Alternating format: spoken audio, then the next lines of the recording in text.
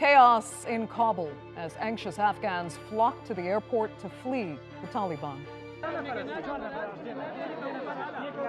Can world powers find a way to get all eligible people out, or will the international community leave thousands behind? I'm Andrea Sankey, and today's Newsmaker is the evacuation effort in Afghanistan.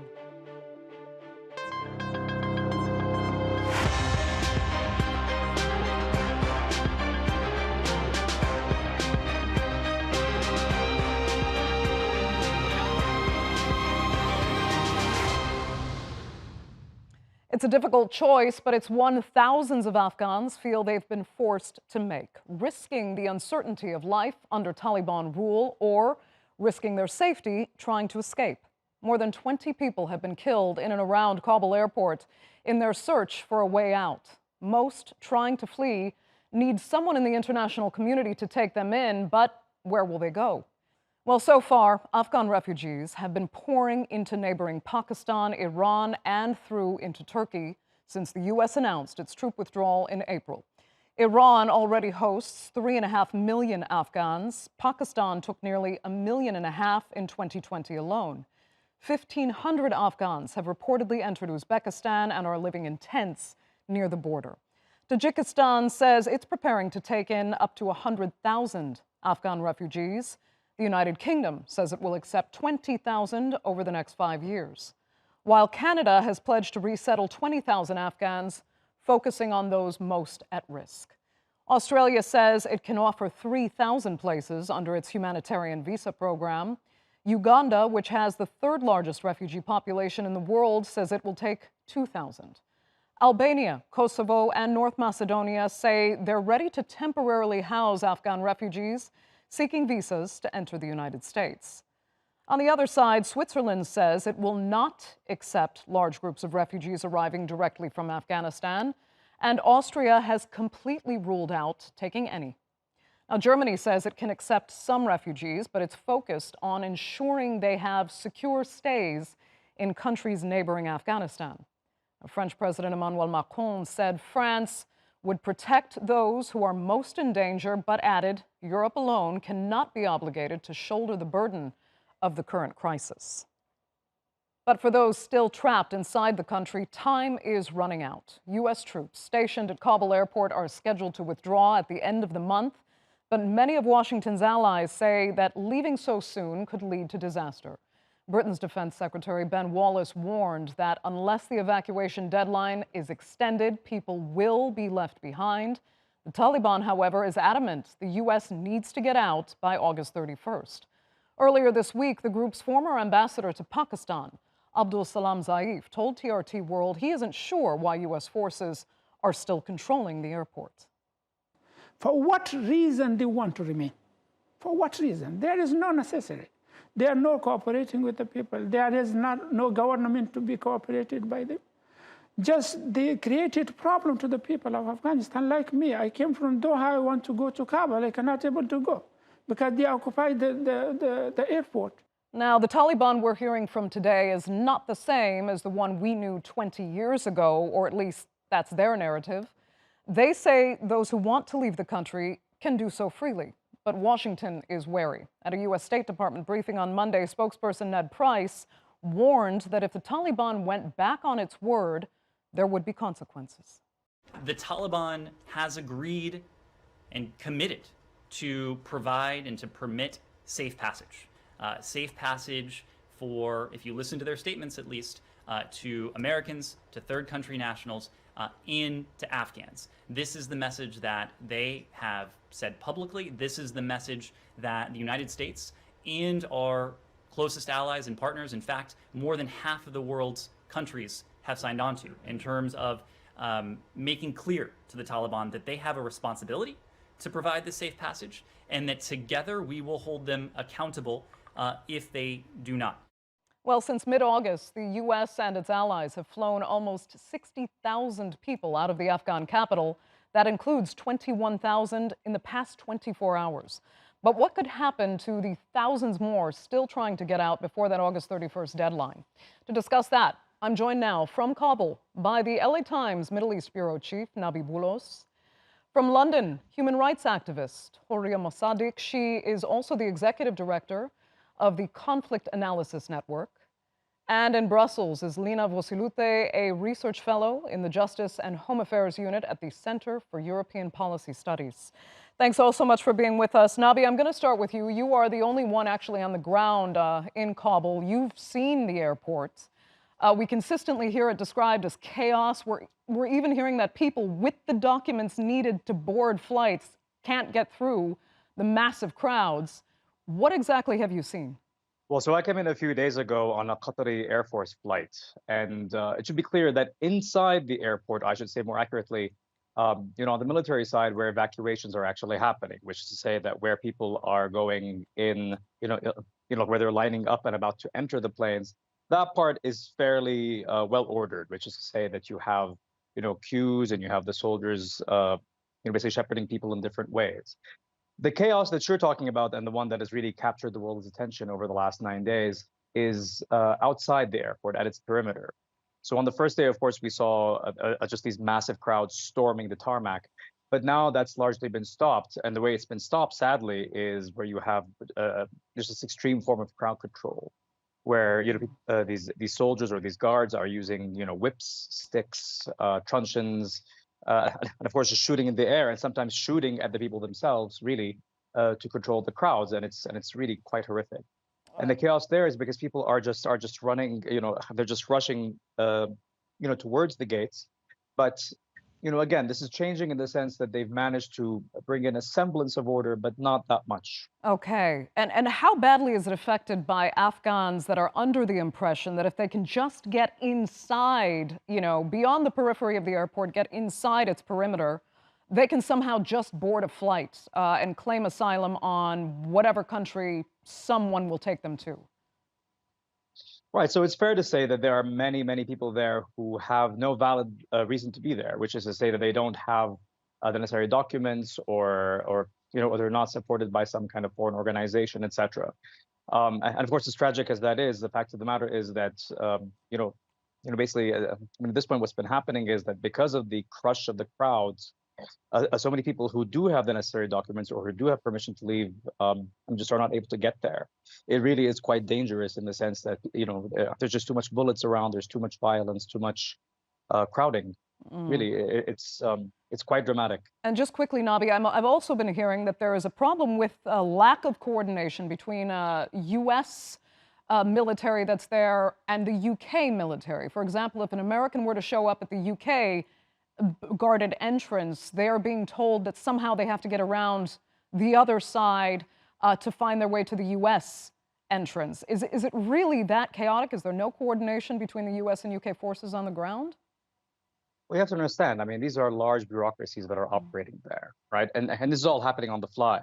So, I'm sure that there would be some way to figure it out, perhaps, but they're inundated. It's a massive logistical undertaking that's happening right now, and things are happening day by day. And so, of course, there will be confusion. So, what you hear one day might not apply the next, really. Right. I'll give you an example. We landed with the Qatari Air Force, and we wanted to actually leave the airport from one end, from one gate. And just to get that gate required so much coordination, so many calls. It took actually 5 hours of cajoling and just discussing with different officials, whether they were British or American or what have you. And so really, I'm not saying that this is no one's fault. Of course, there is fault to be found here. But the fact of the matter is that it is also a very difficult and complicated situation. Okay. Horia, let me ask you, the Taliban has said now that the end of the month is the deal. We are not extending this deadline. So what happens to those who don't make it out by September? And if the U.S. stays to try and help them, will they be attacked? Or will the Taliban, do you think, simply have to extend this deadline somehow? Well, first of all, we really hope that this deadline is extended, because at the moment, during this chaotic situation, what is unfortunately happening is, again, women rights defenders, journalists have been discriminated against by the US, by the Germans, by the Norwegians, because they are now evacuating and providing to the airport escort for the warlords, for the local commanders, for the corrupt government officials who really sucked the blood of the Afghans for the past 20 years, and you're still receiving that VIP treatment, while thousands of Afghan human rights defenders, journalists, civil society activists, and other women are stranded at the outskirts of the airport, and you're facing deaths and violence on daily basis and on hourly basis. So if this deadline is not extended, I think there is a significant threat towards them, because many of these women are simply not only being targeted by the Taliban in the past few years, and they have faced a lot of threats, but also they were having threats from the warlords, from the local commanders, and also from many other traditionalist or fundamentalist groups in the country. So I would say, like, at the moment, we are simply sitting on a ticking bomb, which unfortunately no one seems to be caring about women. I want to say, like, at the beginning, the whole idea was that we are giving these 20,000 visas for women human rights defenders, for civil society activists, for journalists to get out of the country. But unfortunately, now it seems that they are the last person to benefit from that. They are the last person after. Nabi, just quickly, because you're there, are you hearing anything about what is really set to happen then September 1st? Well, so it's still obviously very unclear. I mean, the Taliban have already said no. But today we also heard that the CIA chief, William Burns, is in Kabul to actually try to get some negotiations and to, perhaps extend the deadline. But no, there is no clarity so far. Okay, no clarity. All right. Horia, I'm going to come back to you, but Lena, I need to get you into this conversation. And I want to ask you about, I mean, we've seen the chaos at the airport, obviously, but there are also land borders at play here. How much does Iran, for example, have to take on? Because we heard from the Interior Minister that troops have been sent to the border with Afghanistan to stop Afghans from coming into Iran. Unfortunately, I cannot comment on what's happening in Iran. However, okay, any of the countries and that have a land border with Afghanistan. I mean, if people can't get out through the airport, what responsibility do those on the land borders with Afghanistan have to help these desperate people? I mean, UN Geneva Conventions providing the right to seek asylum and to seek international protection should apply. So people should be able to arrive in any way they can arrive. However, we see grappling with the situation here in the European Union, where now similar kind of mess among decision makers is happening. What we can do and how we can help Afghanistani people. Some of the solutions are to devote more funding for humanitarian aid, however, somehow ensuring that it doesn't go to Taliban. Other solutions are to evacuate some of the people, and however, primarily this would apply for those who have worked with the EU missions, EU officials. Some kind of ideas have been raised by EU foreign policy chief Joseph Borrell, that maybe EU should try to activate temporary humanitarian protection directive. Right. I mean, Horia, let me have you comment on that, because, this, as I was saying, if people can't get out of the airport and that deadline is not extended, then they might have the option of land borders. But now we're seeing, on the Iranian side, for example, as I said, that there's a crackdown there. What are your fears for people who are just desperate to get out of the country in the immediate term? What are they putting at risk? Have our own colleagues and friends, they were trying to cross border towards Pakistan. Turkhan border is closed. While Pakistani officials announced that they are issuing e-visas, but those e-visas, means nothing if you're closing down their borders and you're making any passage into Pakistan so difficult. At the same time, all the embassies of Central Asian countries are closed in Afghanistan, and no one can really enter into Central Asian countries which are having a border in Afghanistan, particularly Uzbekistan, Tajikistan, and Turkmenistan, which are having a longer border with the country. So honestly, what we really see in this moment is that Afghans who want to leave the country are taken hostage within their own country. And also we are hearing rumors that the whole situation in the airport have been deliberately created by the Taliban because they wanted to trap as many as human rights defenders as possible inside the country. Right. Nabi, you have been, witnessing the refugee crisis based here in the Middle East, since the peak back in 2015, 2016. Now we have to add Afghanistan to the equation here. How much are we facing this genuine global refugee fatigue? I mean, we can't forget that we still have the Rohingya crisis to deal with. Syria is still at war. Lebanon is in total chaos right now. Camps are full in Uganda. They're full in Kenya. Do those with the means to help have any energy left at this point? Well, so it's worth noting that even in 2015, you had a lot of Afghans, escaping or fleeing the violence in their country. So, even that stream, that basically went from Turkey all the way over to Denmark, or starting in Syria, etc. That stream included also a lot of Afghan refugees, right? And the fact of the matter is that the violence has only, it's gotten worse now, and of course we're going to expect a surge in Afghan refugees now.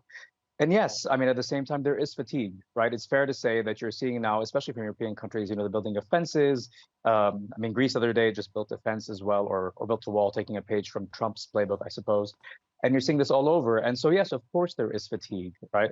I have to say, this is in many ways an abdication of responsibility, because it seems to ignore that these countries were actually involved in the war making, whether in the Middle East or in Afghanistan, etc. And there needs to be some kind of solution to solve this. To solve just this flow of refugees, and to try to basically help people in a way, whether to make them stay in their own countries or provide them with alternatives. Right. But either way, offer some kind of assistance. Something needs to be done. It does. But Horia, my fear here is, there even been so much criticism over the treatment of refugees and migrants, especially during the 2015 crisis. But it seems like during that time, the bar was irrevocably lowered. One aspect at that time was this third country processing issue, like Manus Island in Australia. I'm wondering if you're scared that those options, this offshore processing issue, formerly so controversial, could almost become the standard now, as people just have run out of options on how to manage these influxes. Yeah, definitely. I think what is really most concerning is we also see that many of these countries, including United Kingdom, they are just, more and more getting into this anti-refugee policies. And we really think that, it can affect refugee status of many people, particularly Afghans that are trying to seek safe haven, in other countries. It can undermine that significantly. At the same time, what we are also very much concerned that when these humanitarian visas are provided, what does it really mean in long term? Are there any prospects for resettlement or not? Or because we have also seen in other situations that many of those people, as soon as the tenure of their visas finished, they were deported back to their countries and they were kept into detention centers and things like that. So what we really need at this moment is like a consolidated action against many countries that they are offering resettlement to Afghanistan. They should look into a long-term solution and a long-term resettlement for them, not really something short-term and not something that they can then continue. Once they bring them back to the country, then they start deporting them back and sending them to where they are. Right. Sadly, it seems so far this whole approach, especially in Afghanistan, has just been piecemeal. Everyone was caught so off guard by the chaos that ensued with the Taliban's lightning-fast takeover.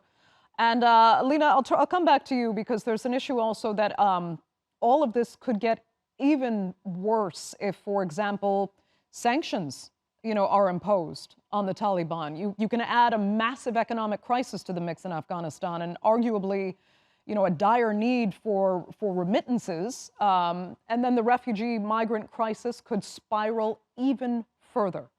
Yes, indeed. We know that refugee and migrant worker remittances are way much greater contributions to the economy than, for instance, foreign development aid. However, I would like to come back to the point Horia mentioned on the returns, and what is really dramatic witnessing the situation that has been just so well portrayed here, that there are at the moment 6 EU member states that are still insisting of continuing returns and sending back Afghan rejected asylum seekers when we see so many trying to escape Afghanistan. And these are Belgium, Germany, Greece, Austria, and the Netherlands. And this is really shocking in light of this situation we are witnessing, and that EU haven't came up after the 2015 Syrian crisis, that EU haven't reformed the Dublin system, EU haven't installed EU resettlement wide scheme that could be better equipped to deal with such moments as we witness now. But Lina, I mean, what would be an answer to this? We've also got political issues involved where, different EU countries are delivering to what they think their public wants to see, and that is not to accept more refugees. And now with Afghans, if they look to repatriate them, that's not even on the table really anymore because Afghanistan is in the state that it's in. So, Lina, what are they going to do with the Afghan refugees that are there now? Will they leave them to languish in camps that they've set up in various, both in their countries and in outsourced areas? I think at the moment, precisely this kind of conversation is happening at the Council of the EU, where EU leaders are speaking how to deal with the situation. However, it's kind of shocking that different member states are putting different approaches. For instance, you have Poland and Hungary that were not keen back in the day to take to relocate internally among the EU any asylum seekers and to relieve the pressure, for instance, from Italy and Greece.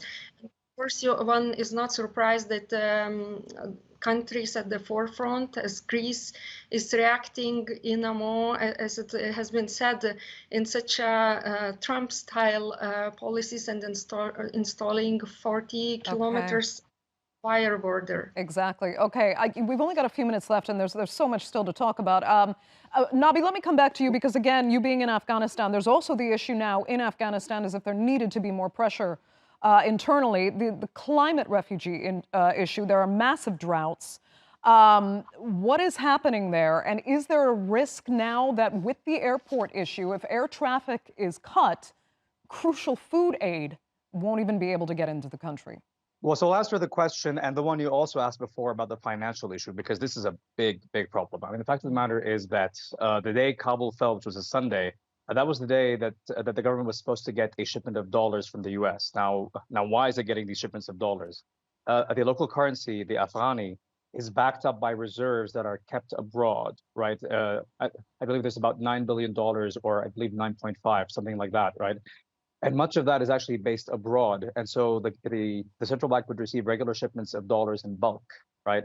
And what happened was that because of the just rapid pace of the fall, right, what happened was there was no chance to get the last shipment of dollars, which is to say that right now the country is basically starved of dollars, which will eventually lead, once the banks actually open, to a fall in the currency's value against the dollar, which will in turn lead to skyrocketing food prices. Now, the problem also is that the Taliban are already under sanctions. They are actually under, US, EU, and UN sanctions. And so what happens then is that actually all that food aid cannot come in, right? And it's worth noting that the country actually, is heavily reliant on aid. I mean, I believe 3/4 of government spending is actually yes, it's all paid for by aid, actually. And I believe the aid came out to be about $4.2 billion for that. So that's not a small amount, right? All of which is to say is that if you actually add the issue of climate, which of course is hugely problematic right now as well, right? And the issue of not getting electricity to pump water, et cetera, right? And of course, the issue of war that has made, harvesting in the last year difficult. All of these problems are compounded, which is to say that eventually you're going to have, yes, a massive starvation problem, possibly, Right. if there is no action to deal with this quickly.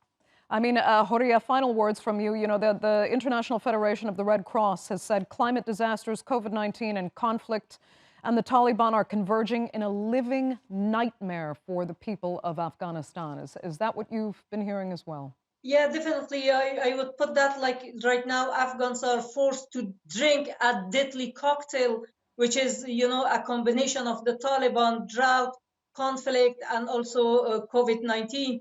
And many Afghans are really, really facing quite an uncertain future and this regime. And also going back to the sanction, what is really always puzzles me that why there are no sanctions and consequences on countries such as Pakistan who are sponsoring terrorism, who are sponsoring groups like Taliban, who go and fight and they create such a carnage and chaos in a country like Afghanistan. I don't understand. Like if it was any other country on the planet, they would have faced toughest sanction for state-sponsored terrorism, while Pakistan can get because they are a friend with America. Horia, I will have to give you the last word. So unfortunately, we're out of time for this edition of the Newsmakers. I'd like to thank all three of my panelists so much for joining us and our viewers as well. You know, you can follow us on Twitter, of course, at @the_Newsmakers. Let us know what you think. We'd like to hear your comments. I'm Andrea Sankey. We'll see you next time.